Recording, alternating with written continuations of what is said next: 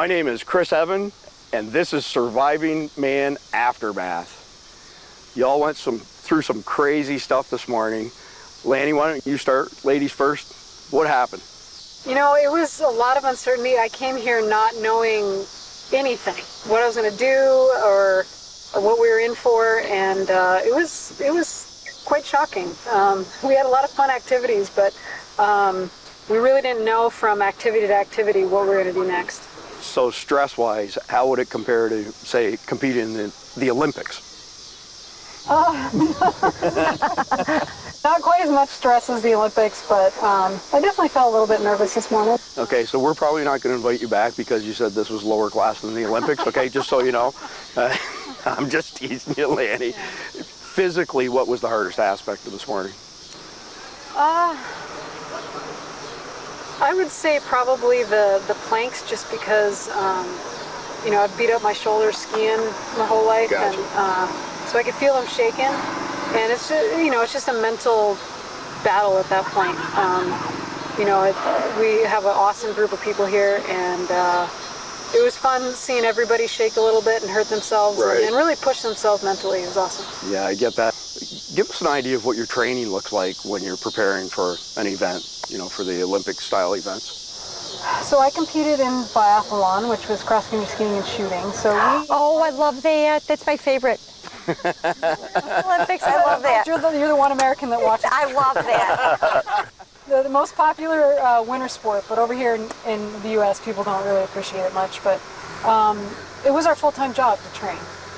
And I did 3 Olympics, 2006, 2010, and 2014. Nice. And then I retired, started eating Halloween candy for breakfast, and shooting as much as possible. So less running and skiing and more shooting. Okay. So take us back, though. So when you were preparing, give us an idea of the training you did for the skiing versus the training that you did for the shooting component. Okay. Yeah, we actually, a lot of our training was combining the two. Okay. But so average day was we'd wake up at 4:30, something like that. We'd stretch, go for a short run, like a 30-minute run, just to flush the lactic acid out of the muscles from the day before. We'd come back, stretch some more, eat breakfast, and then go out for our main workout of the day, which was anywhere from 2 to 4 hours of physical activity. Could be skiing, biking, running, kayaking, weightlifting. Sometimes we combine it with shooting, sometimes we wouldn't. We called it combo training. Right. And if it was a combo training, we'd go to the range and we'd do laps. So we'd run a lap and then come to the range, run a lap, come to the range. And so it simulated our biathlon training. We'd eat lunch, take a nap, because that's really important to recover. Short nap.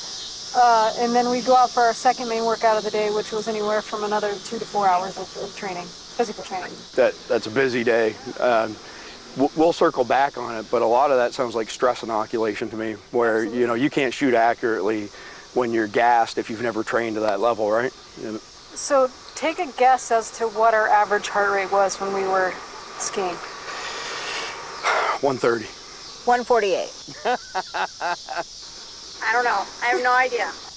Over 148? 180. Oh my God. So the idea behind it is you'd want to come into the range with as high a heart rate as possible. Yeah, okay. And the higher your heart rate, the easier it is to shoot if you can handle it mentally. Right. So if you think of an EKG, the more time between beats, the more barrel movement. So at 130, your barrel looks like this. 180, it looks like that. So you want to come in as hard as possible, and we do a lot of training to be able to handle that kind of heart rate. Before we start with Kyle, there's a famous adage that says human beings never rise to the occasion. They fall to their level of training. So if you overtrain beyond what the stress is going to be in competition, you can do pretty well. Okay, just going to bear crawl up to Chris. Go.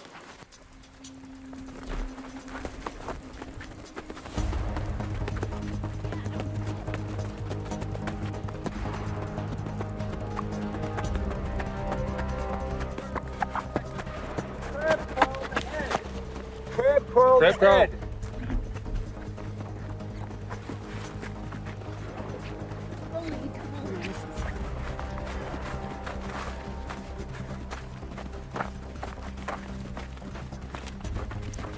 was fun. It was tough, but Good warm up. Kyle, what was hardest for you this morning? You know, I was thinking about that, and I can't think of any specific exercise that was the hardest because they were all extremely hard. I think the hardest part, and I heard from several of the competitors, was you can train all of these things separate, and a lot of people did training to come into this, but nobody trains them all together. It's one thing after another, so it's like, this was the hardest thing I've done today.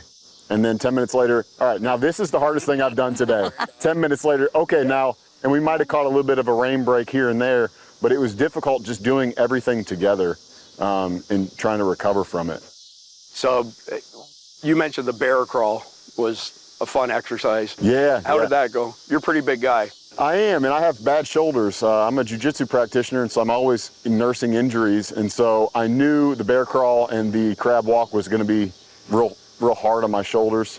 And so I tried to just block it out and just go as fast as I could to get it over as fast as I could. And so I think that method kind of worked, just to try to knock it out. Yeah, I can relate to that. Plenty of shoulder surgeries on my behalf as well. So we've got a couple of sponsors with us today. Our good friend Wayne and Erin. Cindy? I really would like to hear a lot more about Erin's product. She has a great water survival product, and I find that very interesting. I'd love to hear more about that. Yeah, well, thank you. So my name is Erin McLaughlin, and I am the inventor of FlagGuard, and it is a water survival product. We were just noticed, we got the attention of the United States Coast Guard. They wrote an article about us for Water Safety Month. And so if you're on the boat and you fall into the water, your life jacket will save you from drowning. But FlagGuard is an extra safety layer that would attach onto the back of your life jacket. So when you do fall into the water, the bright orange flag would automatically pop up over your head. So then you would be more visible in the water and you could be spotted easier. So I came up with the idea because my daughter was almost hit by a boat. And they did not see her in the water at all. So I had to come up with a solution to make people more visible in the water. And here's FlagGuard. We're a brand new company, just celebrating our year anniversary, and things are going great. I think it's going to revolutionize the boating industry and help to save lives. Yeah, thank you. Thank you. That's awesome, because so many people, whether they're wakeboarding or tubing or water skiing, they fall in, and then, you know, even sometimes the boat captain's like, where'd they go? I can't see them. Yeah, so that's exactly what happened with my daughter. We were out tubing one day, and she fell into the water off of the tube. And then when you're in the boat, you have to like go away from the person in the water and then circle back around. And in the meantime, you're a sitting duck to other boats, and lakes and rivers are getting more crowded. And the wake. And the wake, like in the ocean in Florida, and that the wake is like really high. So the boat almost hit her. We're waving at the boat trying to get them to see her. They could not see her, and at the last minute they turned away. So I saw my daughter's life flash before my eyes, and I had to think of something that would help save people's lives, because thousands of people are struck by boats every year. So when I grew up, we're going back to the 70s, actually the neighbor's son, who was older than I was water skiing, went down, and the boat behind them went over top of him. The prop hit him in the head. He survived, but he was a vegetable the rest of his life. Oh, God, it's so awful. It's heartbreaking. Yeah, Yes, so it was pretty brutal, for sure. hoping to save people's lives on the water and like give them more visibility so boaters can see them. Yeah. And then jumping, hands to the ground, jump, back to Ed. What we're doing, what we're set up here is a little warm up before the physical readiness test. So their legs are fried right now. The legs are fried, but their upper bodies haven't been touched yet. And this is just for the warm up. So the PRT starts next. Stand by. Get in the plank position, begin. They're gonna be voting, baby. I'm good, Danny. Getting there. It's one of those things, you love it and you hate it. It's a good pain and a bad pain. Well, nobody does three-point planks, but they're all doing three-point planks now, which is a lot of core, a lot of core. Sure. I came here because I like the challenge, so here we are, being challenged. We're all just thrilled that this is Jen's happy place, that she's doing perfect as we're all dying. Thanks for sharing, Jen. I think that's psychology at work. Wayne, before we discuss your products, you've been diving forever and on the water forever. Give me your thoughts on this. No, I see this. I was talking to Erin earlier, and we've dove a lot in West Palm Beach, Florida, and a lot of boat traffic out there, and it's all drift diving. So when you come up after a dive, you're out there drifting, waiting for your dive boat to come pick you up. So it's always an issue that you might not be able to be seen well. So this is a great product, especially in that environment. Yeah, I appreciate your feedback, Wayne. Your company, Aggressor Adventures, does some amazing adventures around the world, including dive expeditions. Tell me a little bit more. Yeah, so we've been around for 40 years. It's called Aggressor Adventures. It started out as Aggressor Fleet back in 1984 when it was just scuba diving on liveaboards. We started out in the Cayman Islands. We have over 40 destinations now around the world, and I expanded it back in 2012 to include river cruises, safari lodges, signature lodges, and floating resorts. So if you're a scuba diver, you want to learn how to scuba dive, you can come with us and dive in the Galapagos where you're with thousands of hammerhead sharks. You can go to our signature lodges and go out in the morning and do cultural tours, and for instance Sri Lanka, come back to a 5-star evening meal and herds of elephants. You can do a floating resort in Egypt, so instead of going to a hotel and staying there and going out and doing your tours every day, you can come to our floating resort, have your yacht for the week, and then every day pick what you want to do. You want to go out with the veterans and four-wheeling in the desert, you want to go scuba diving or snorkeling, or you want to go to the signature lodges and hike or birding. We have a new one we're developing in Chiang Mai, which is the mountains of northern Thailand. That's going to be amazing. Wow. So we have something for everybody that's out there. If you're adventurous. I have a question from someone who's spent most of her life in the most cold, miserable places in the world. What's your favorite place? I get asked that from every person I meet, and I've always been adventurous from when I was a kid. We grew up with about 8,000 acres of nothing behind us, pulpwood land, and so I was out there every weekend camping and hunting from an early age, and so I've loved to travel, and so I don't have a favorite destination because as you know, every place is different, every culture is different, every dive is different, even at the same place. So I just love everywhere. I mean, there's not a favorite place that I would pick that I'd only go back to. And the food is different, so you get new cuisine every time you go to a new place. Exactly, and I love it. I mean, an interesting story. My wife and I were going from Vietnam to Cambodia, where we were going to Angkor Wat, and we were flying on Vietnam Airways, and they came by and said, "Would you like the chicken or the curried goat?" I was like, "Well, I gotta have the curried goat." Well, that's adventurous in itself. Great. Hey Wayne, so one of the unique things with your cruises is that you have yachts that can traverse smaller waterways. Tell us a little bit more about the Nile cruise, because Cindy and I have been discussing that, and we were kind of hoping that you might take us, like Uncle Wayne sort of thing. I get offered to have a bellman go along with me a lot of times. all of our destinations are small boutique groups, so usually around 20 customers is all we have, and then we have our adventure guides or ecological guides that you can stand around and talk to without having some massive group that everybody has headphones on and listening to a microphone. So 18 guests plus Chris and Cindy. Right? So the Nile cruise is really nice because it's a smaller vessel, and we go from Luxor down to Aswan on the Nile Queen, and so we stop at all these little small villages that have amazing ruins and tombs that the large cruise ships can't get into. And so you get to see 3 times more, including stopping at the quarry where they cut the stones for the Great Pyramids, and get to walk through there, and you can see a lot of the stones where they finished the pyramids, and so a lot of the stones are still half cut or half moved. It's a pretty amazing experience. And when you're guiding down there in the evening, of course we have free beer and wine, so in the evening you're sipping your wine, we're sailing down the Nile, and you pass a village that has a call to prayer going on. I mean, it's just an amazing experience. Very, very different compared to what we're used to. Exactly. So before we cut back to y'all, I just want to quickly mention that Energy is one of our sponsors here. This is as close as it gets to American-made power stations. This is a tactical flex unit used by our Department of Defense. Highly encourage you visit energytech.com, TEK.com. So the next thing is similar to a plank, but it's a leaning rest, okay? And that's what we're gonna do next. So if you can get in the same positions over here, begin. You feeling okay? Starting feeling like your inners are twitching, your core is twitching, and you feel like you can't go any longer, and that's where you gotta keep going.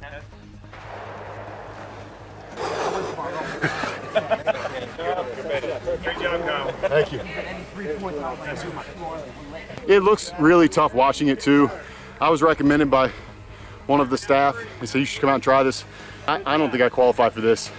So I think it's just as tough here as it is watching. I remember sitting home on the couch and palms are sweating, I'm out of breath, my heart's racing, and I'm not even doing it. So it definitely lives up to the show. It's tough.